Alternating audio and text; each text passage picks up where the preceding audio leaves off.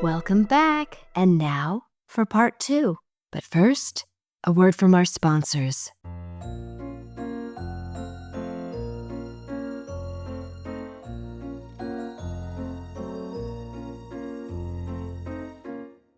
Hey Drew, did the mail come today?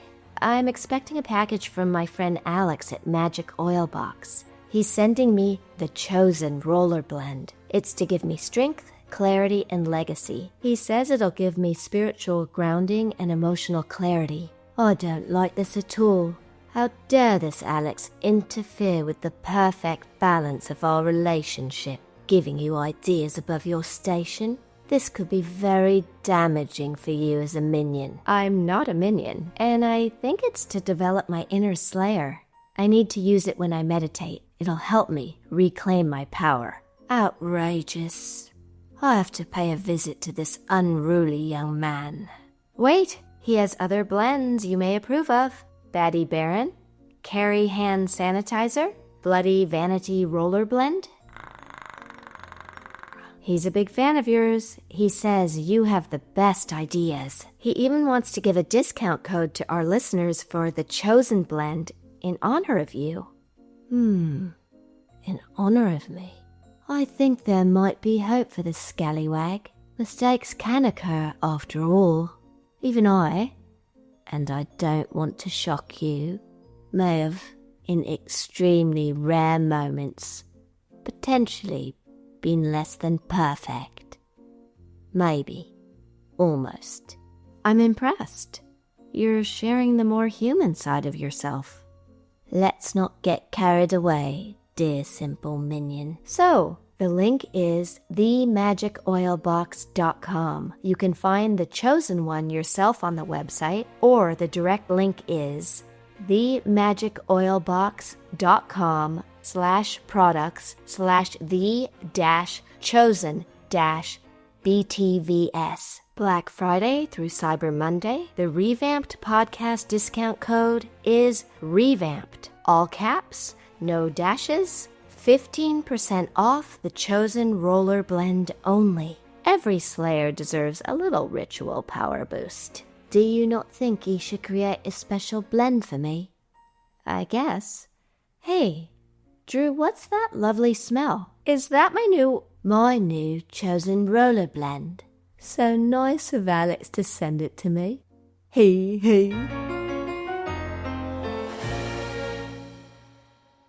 Another thing I noticed is a lot of the Xander-Cordy interaction throughout the episode shows us a building connection. They're priming the audience for something to happen between these two, but doing so subtly. You're right. Earlier, Xander grabs Cordy to protect her. And when they argue in the library after that tattooing scene, they're pretty much nose to nose. They look like they could kiss.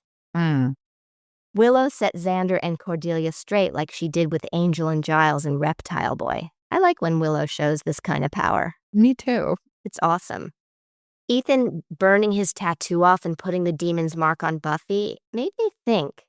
The implication is that stains spread. Giles sees that Buffy is held captive in his dream/nightmare/vision. Dreamweaver, I believe you can get me through the night. Oh, Dreamweaver, I believe we can reach the morning light. Now, all together, you two Re-Vamped, sing along with us. Dreamweaver, I believe you can get me through the night. Oh, Dreamweaver, I believe we can reach the morning light. The marriage of makeup effects and CGI for Angel's morphing struggle is done so well. They use 2 different prosthetic makeups and the straight Angel makeup, so it's really quite complex. Angel is another boyfriend who has his own baggage, his own dark past, which was just revealed in Lie to Me.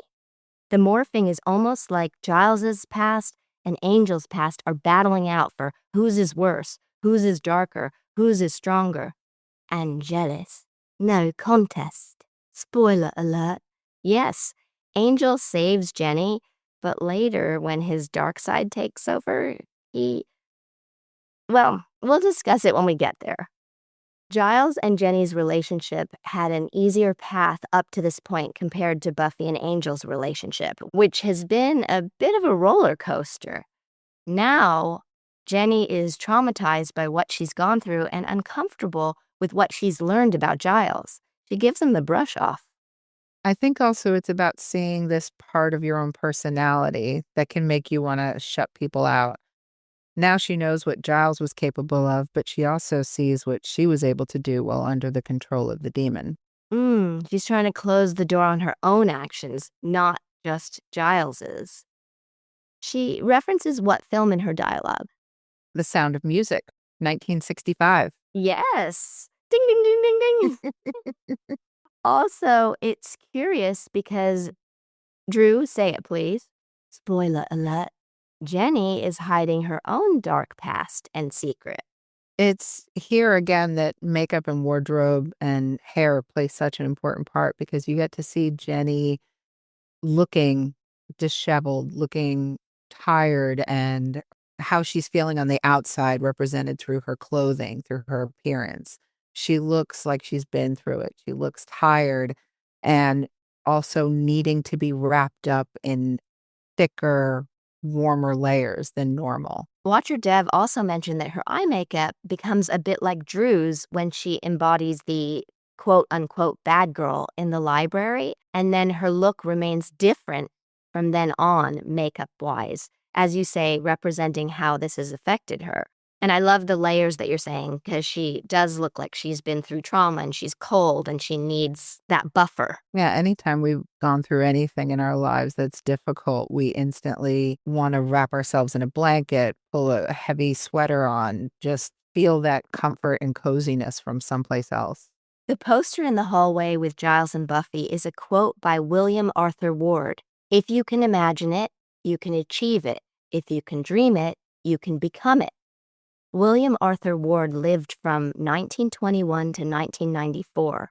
He was an American motivational writer who wrote over 4,000 positive sayings, which were published in Reader's Digest and on the front page of the Fort Worth Star-Telegram. They were also collected into 13 books. His sayings have been published extensively in inspirational posters and greeting cards. I hate to burst your bubble, but he really was a grump. Really? Well, at least to me. Did you perhaps provoke him? No, but he also didn't want me to ride St. George. Oh my gosh, that's a different one for knocking boots, or we've had too much sex talk already, Drew. Is there ever such a thing as too much? It's interesting that Ward's quote has the word dream in it, considering the episode. And a bit ironic because Giles has dreamt it and it's not something he would want to manifest. Did you ever see a dream walking? Well, I did. Did you ever hear a dream talking? Well, I did. Did you ever have a dream thrill you with will you be mine? Oh, it's so grand. And it's too divine. All together now, for good old Bing. Did you ever see a dream walking? Well, I did. Did you ever hear a dream talking? Well, I did. Did you ever have a dream thrill you with will you be mine? Oh, it's so grand, and it's too divine. Do you want to say it for us, Drew? Bada bing, bada Drew. No, not that. Bing-a-ling. No, you know. Spoiler alert. Yeah. In the episode Ted, there are references to the Dark Age. Jenny says she hasn't been in mortal danger since these events, and that Rupert has been trying to find out if she's okay ever since. Cordelia also refers to Rupert's secret that's revealed here. At the end, Giles says he never wanted Buffy to see this side of him. It's evocative that he speaks in the present tense. Ripper is not gone. This may not be a phase he grew out of. It might be an aspect of his personality that remains, suppressed but far from gone. This conversation with Buffy is the start of Giles's journey towards acceptance of that side of himself. I think that Buffy and Giles share in the weight of responsibility. For a lot of us, we are our work, essentially. We are the job, and life kind of comes in second. There are a lot of other people that just show up and do the job and get the paycheck, but there's a different level of care and commitment that goes into it. And I think you definitely see that in Giles and Buffy's relationship. Yeah, I tend to be a workaholic. Dev and I always talk about having more balance. When you have a creative life, sometimes it feels like that's the trade-off. I know Jerry Baker talked about that at our Halloween event, about never turning down work, being afraid to turn down work, that you'll lose your place, so to speak. And when you work 12 to 17-hour days, that can be all-encompassing and really exhausting, even if it's the thing that you love. But my perception has changed as I've gotten older. When I was young, my life was all about career. Now, I think that at the end of the day, what's most important is my time with Dev and my time with my chosen family and friends. I'm still teetering. I won't say that I've worked out the work-life balance, but I think in the beginning it was more career-driven, and now it's more passion-based about the work and about knowing that my name means something as far as my ability. It's also in life in general thinking about the difference when you're young and it feels unlimited in terms of time, and knowing that every set that you're on, every trip that you take, it's really special, and we're so lucky to be able to have that experience and not take it for granted because you don't know how many times you will get to Italy the next time, or London, or get to shoot a movie. It's much more finite in your consciousness than it was, at least for me, prior. Definitely. One thing for sure in the episode is that we have not seen the last of Ripper. Flipper? That dolphin is terrifying. Ripper. Ah, Ripper. Memories. London was in an uproar during the Whitechapel murders. You were there then? Yes. Jackie almost outed us all. Jack the Ripper was a vampire? Jackie's vampirism was too conspicuous. Jack the Ripper being a vampire has been referenced in some of the Buffy books. Buffy says she's not going to lie to Giles, that learning about his past and seeing this side of him scared her. Notice the choice of words, lie. This connects to the last episode. This scene echoes the wrap-up at the cemetery in Lie to Me. They're almost like bookends. Buffy says she's used to him being a grown-up, but finds out that he's a person. This underscores the learning that parents or parental figures are human theme. This time, Buffy is comforting Giles. She tells him it's how life is and that it's okay. She's becoming an adult. She really is the adult in the scene. Giles references the Bay City Rollers. It happens to be true. I know. I only want to be with you. That's nice. No, the Bay City Rollers. It happens to be true. I only want to be with you. Ooh, ooh, ooh, ooh. Come on. Last serenade. You two out there. It happens to be true. I only want to be with you. Ooh, ooh, ooh. By the way, in the Angel and Faith comic book series, it is revealed that Igon survived by possessing a dead rat. The demon goes on to terrorize Giles and Angel again before finally being decapitated by Giles' spirit, which was inhabiting Angel's body at the time. Ooh.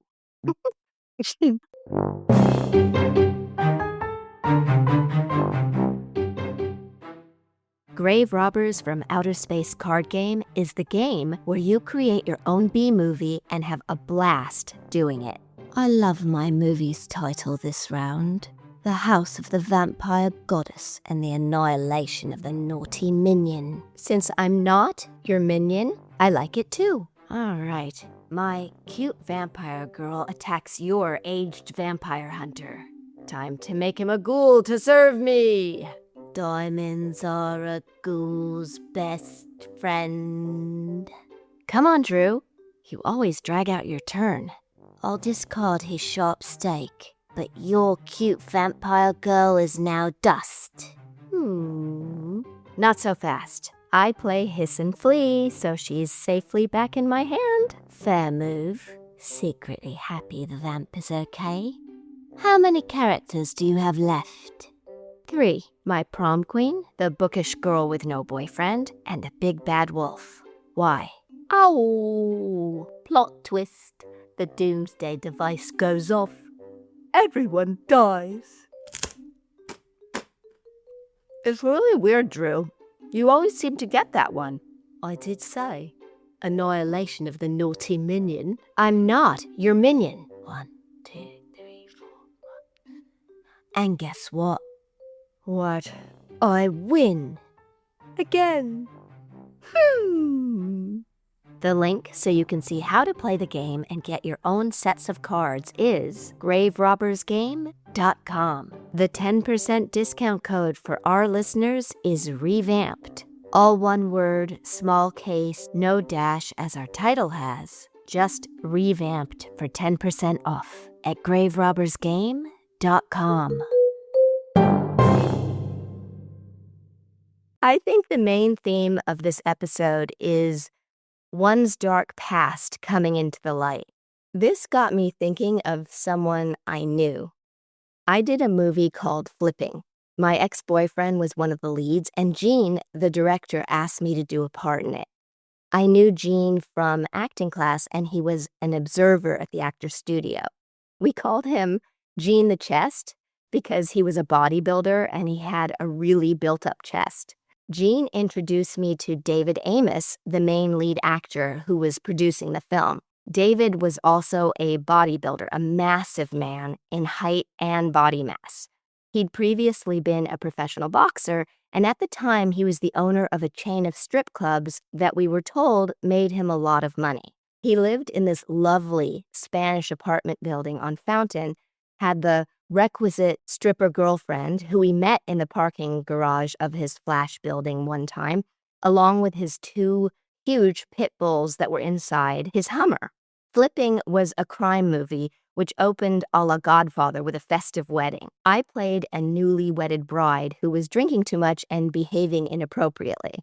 It was fun because my fictional husband Shant and I helped develop the sequences, and I thought that being drunk would add a lot to the situation. Sadly, I was cut out of the movie, but I think that there are some of my scenes on YouTube. They'd have been rendered from VHS, so they're low res, but I'm proud of my work. Oh, and another thing, I got to learn some traditional Armenian dance movement since it was an Armenian wedding in the movie. Anyway, my ex and I thought David was really nice, but we did say you'd never want to get on David's bad side. And boy, were we right. One day I was on Main Street near the beach, and I hear Juliet. I look over, and David is sitting at an outdoor table with 3 men, and he yells, "Hey, come say hi. These are a few of our investors." I go over, and the 3 guys look like an open casting call for The Sopranos or for Goodfellas. They each sound like they stepped off the set of Casino. "How you doing? It's great to meet you." And so on. And they asked me to join them, but I literally make a little Pee Wee Herman type of laugh. And I gotta go. I excuse myself and I run away. They really scared me. Flipping was released in 1996. The film is all about what's called flipping, to get out of a crime or lessen the sentence, giving testimony in exchange. Now, I have to go back in time to fill in the rest of the story. In March 1989, Horace J. McKenna, known as Big Mac, a strip club kingpin and ex-CHP officer, was shot in a limousine at the gate of his Brea, California hilltop home. Authorities found more than 30 bullet casings in the driveway. Inside the gate, Officers discovered Big Mac had a menagerie of animals that included a tiger, a jaguar, an alligator, all these wild animals dwelling at the sprawling estate. It makes me think of the film Donnie Brasco, the lion that's given to Al Pacino. Big Mac was the silent partner in a business arrangement with a guy named Mike Woods. Authorities looked for clues during Big Mac's funeral. Glaringly absent was Woods. David Amos from our film, English Dave, as he was called, had been Woods's bodyguard, and I think also worked as a bouncer at the clubs. Just after the murder, David did very well, becoming a club owner all of a sudden. But the McKenna case remained cold because they didn't have proof. Then, in February 2000, 11 years after the murder, the gunman himself gave authorities a big break. It took that long for Johnny Sheridan, an employee at one of the clubs, to spill the truth that David had hired him in a contract killing to do the hit. He said that after the slaying, he threw the Uzi machine gun in the harbor. He agreed to flip to wear a wire in order to catch Amos. The sting operation succeeded in implicating David. The case wasn't over, though, yet. Amos then flipped himself. He turned on Woods, the mastermind of the crime. A prosecutor secretly listened in as Amos asked Woods an incriminating question. If I take the fall for you, what are you going to do? Are you going to look after my family? Woods replied, yes, Dave. They had the exchange on tape. Organized crime investigators were undercover for nearly a year before making the arrests in October 2000. David admitted during testimony that he was paid $50,000 for finding a hitman to kill Big Mac McKenna. I think he only paid Sheridan, the hitman, $10,000, which isn't a small amount of money, but it's crazy that the triggerman was paid so little to commit murder, 1/5 of what David was paid. David's testimony helped lead to the conviction of Woods. Authorities found out that Woods had been fighting with McKenna over a string of Los Angeles strip clubs, and that was the motive for the whole thing. Woods was convicted of first-degree murder, while Amos and Sheridan both pled guilty to voluntary manslaughter, reduced sentences in exchange for cooperating with the investigation. So, after the murder, before being charged, before Amos flipped on Woods, Amos and Woods did not lay low. No, they did not. They made movies. They made The Takeover in 1994, where Woods is credited as a producer and Amos acted. It deals with turf wars, and the tagline is, quote, "There's nothing good about these fellas." Flipping then was released in 1996, again with Woods producing and David acting. The movie is a playbook on planning a crime to get a bigger piece of the puzzle and then flipping. I kid you not. The synopsis is the story of 5 gangsters who worked for a man named Leo. They soon discover they could get more out of life if they could run the streets themselves. Tensions build and loyalty is tested as they plan a hit that could change all of their lives forever. Investigators use the plot of Flipping and possibly the plot of The Takeover to aid them in their case. It's nuts that I knew and worked with these folks. I mean, it's mind-boggling. I was talking with my friend Kristen Bauer, who played Pam on True Blood, and it turns out that she also knew David Amos. She'd hung out with him too. She had been to the Fountain apartment, met his stripper girlfriend, and the 2 pit bulls. It's such a small world, and maybe we'll have Kristen on to discuss this as well. David Amos. That's a different kind of famous Amos. For sure. Not as sweet. No, it was flipping the movie, then flipping, and more flipping. Or flipping the movie, and then a double flip. Mm-hmm. And now you're telling this flipping story. Good one. You don't have to flip out. I'm not. What are you doing? Flipping you off. Oh, okay. Touche, Drew. Touche. Isn't that nuts? It's wild how criminals can be so confident and then flaunt it in front of the world and then be surprised when they get caught. It's amazing. Right. Here, I'll make a movie that shows you exactly what crime you've been looking into me for, and then it won't have any repercussions. Yeah. You want evidence? Sure, I'll give it to you. I'll give you all the evidence you want. This is how it all went down. What is the line of dialogue from this episode that you would get as a tattoo? Both of the lines that I would use are from Giles. The first one is from part 1 when we talked about... And the rest is silence. I thought that was pretty good. But also when he says... I trust I gave good squirm. We have been picking the same ones a lot lately. I had those too. But I also have 2 more to add. When Buffy makes fun of Giles by saying that when he was in math class, his thoughts would have been, there should be more math. This could be mathier. And Buffy to Giles, Giles, you're barely mobile and speed is of the serious essence here. also, I wouldn't want this as a tattoo, but it is memorable when Ethan says, I hate to mutilate and run. if I were to get a tattoo, that would be a fantastic candidate, but he still doesn't have a catchphrase. You've hit that nail over the head a lot, Drew. What a lovely visual. Hitting heads with nails. Not what I was going for. Let's get ready to Buffy!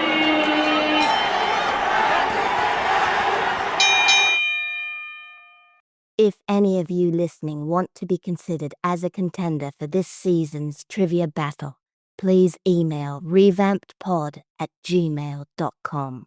Yes, be sure to include your name, where you weigh in with your number of watch-throughs, where you are located, something interesting about you or something you think that would be good to share, and your social media handles.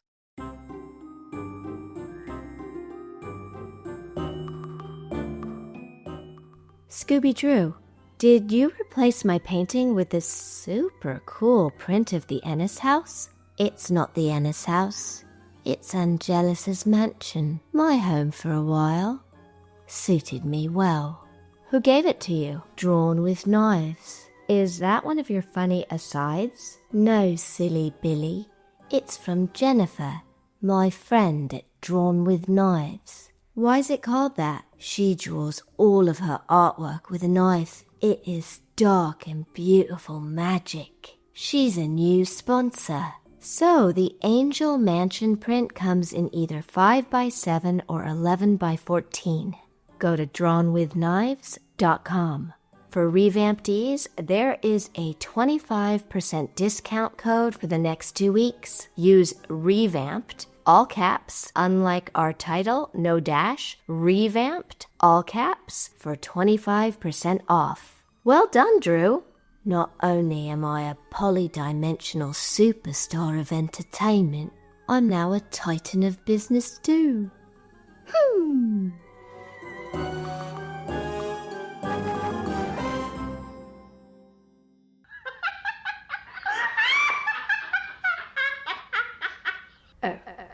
Enough of something extremely different. Different.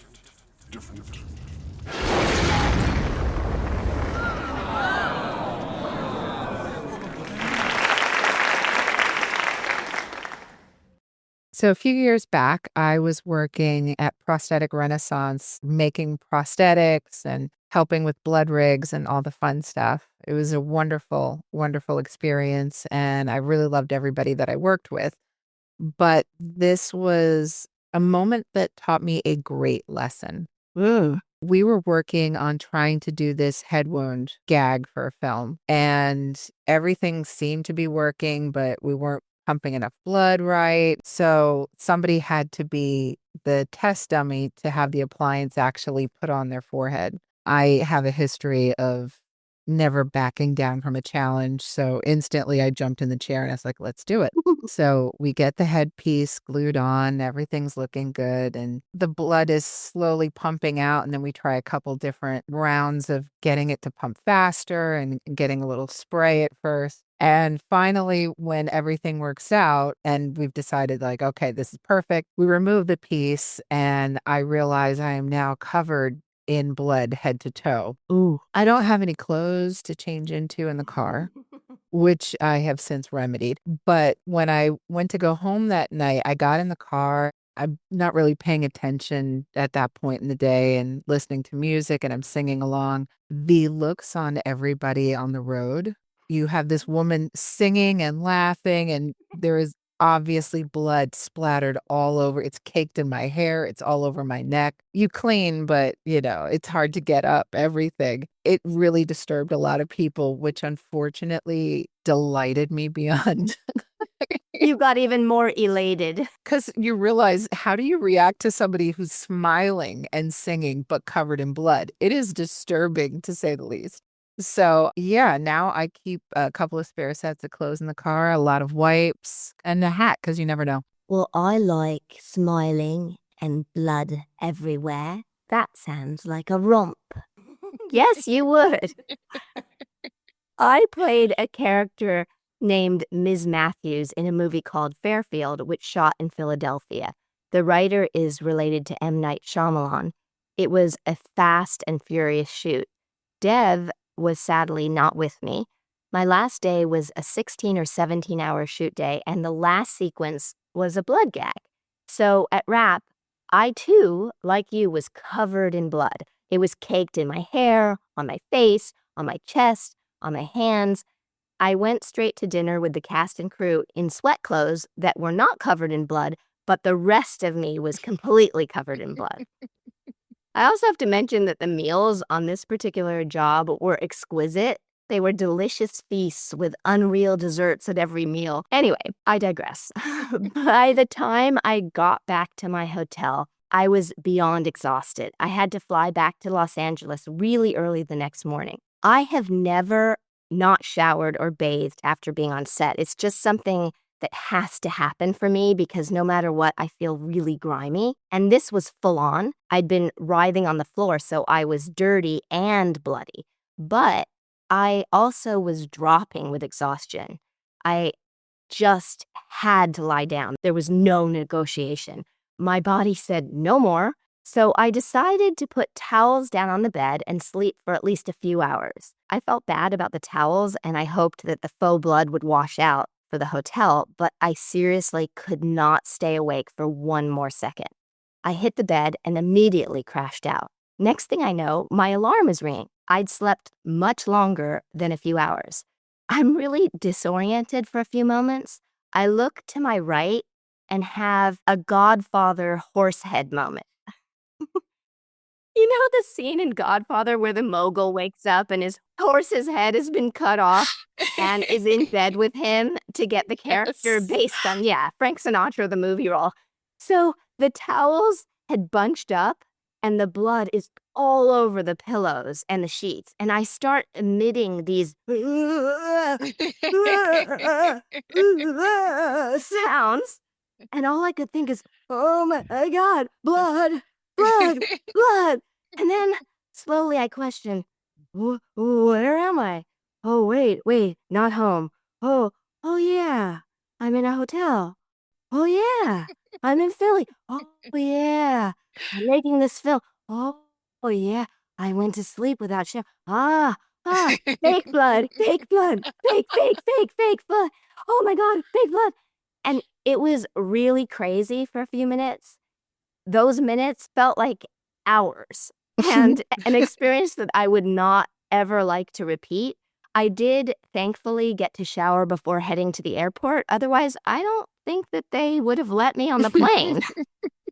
I always tell people if you're dealing with fake blood, a good thing to have around is some Barbasol. It helps get the stain off because, that is a hard one to travel around with. Yes. I love blood everywhere. That's a good one. You both told fantastic stories. All right. Thank you, Drew. But it is fake blood we're talking about. Fake. Yeah. Would be better with real blood, that's for certain. Interview with the vampire. This evening's vampire question. Yes, mister. What part of vampire lore do you think isn't true? Can vampires change into animals or mist? Control weather? What about garlic? Holy water? Have to be welcomed into your home? Well, none of it's true or real. Of course it's real. I have to be invited in. Holy water does indeed burn. I get very cross with crosses. And garlic. Yuck. Just yuck. No he from me when people have eaten garlic or ghee. Garlic or ghee? It's not funny. Hurts my tummy. This is good intel. As you know, Dracula deals with all the aforementioned. But that Vladdy the laddie still owes Spike 11 quid. What about you, Sire? He owed the master 50 quid at the time of his death. Is this true? He also never paid JFK the $500 he owed him. I never heard that. His real treachery was not impaling. That paled in comparison. Oh my, his moniker really should be Vlad the Gambler. You always add a different take on things, that's for sure. What about you, Sire Rebecca, with the vampire question? Despite what Drew said, I kind of think that the garlic thing might be fake. I think it might be more of an issue of people having an issue with bad breath or digestive problems. So yeah, I think that one is. So they just blame it on vampires? Yeah. It's a great way to keep people away. I know I've done it on a couple of dates. Maybe it could be a good commercial. Like for garlic, keep the bad dates away. How about you? I mean, none are real. You know what? I'll go with the garlic. That's a good one. A true fake myth, as you said. The missing scene that could have been in this week's episode.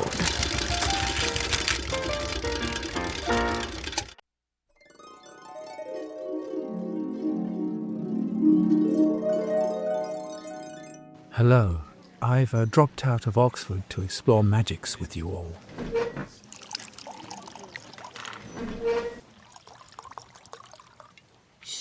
What do you go by?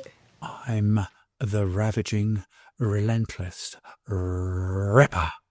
I'm Ethan Rayne, the Rainmaker. Hey, let's see what you've got. Yes, let her rip, Ripper. I have scoured the earth, ripped through the mysteries of time to find the darkest of dark magics. Pick a card. Any card. Don't show me. Memorize your card. Now put it back in the deck. Is this your card? Most definitely. Oh dear. With this simple top hat, please look inside, ma'am. Chrysalina. Please tell everyone what you see, Chrysalina. Well, it's completely empty. See how I gently tap this with my wand. Yeah, what's up, Ripper? Oh no, wrong bunny. Look, it just keeps going and going. Oh dear.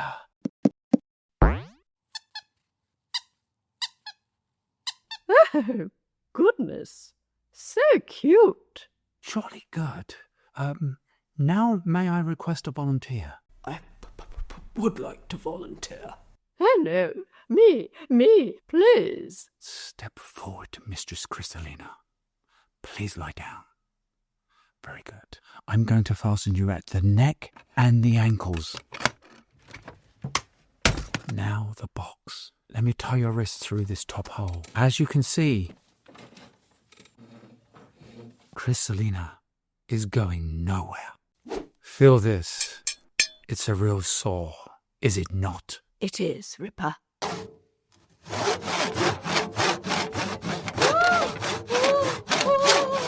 See how I insert this blade. Abracadabra. Chrysalina is now split in half. Let me put the box back together. Untie and unclamp dear Chrysalina. Now let me lift it off. Chrysalina is complete. Oh my. You could say she's pulled herself together. Spectacular. Now see this etching of a bird. Can you confirm that this is a picture frame? Of course it is. Of course it is. Presto, changeo. Bravo! Wonderful. Excellent, Ripper. Come to Daddy, Igon. Now, for my final act of the evening, I will transform Igon from a white dove to a dark one. Alakazam! Oh, bravo. Fantastic. Bravo. Dark magics are fun. What could possibly go wrong?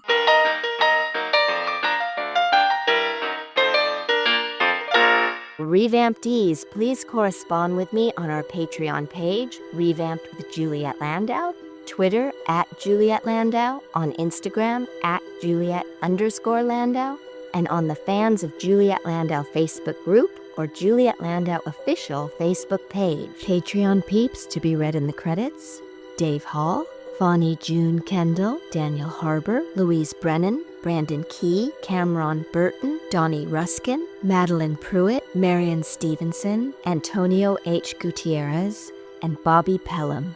It makes all the difference because we cannot keep making the show without you. Thank you. Thank you so much. Until we meet again. Yes, see you next time when we do it again, do it again. Until then, rewatch, revamp, reinvent, and be remarkable you. Now that the show's over, can we get brandy? Shh, spank me till Tuesday.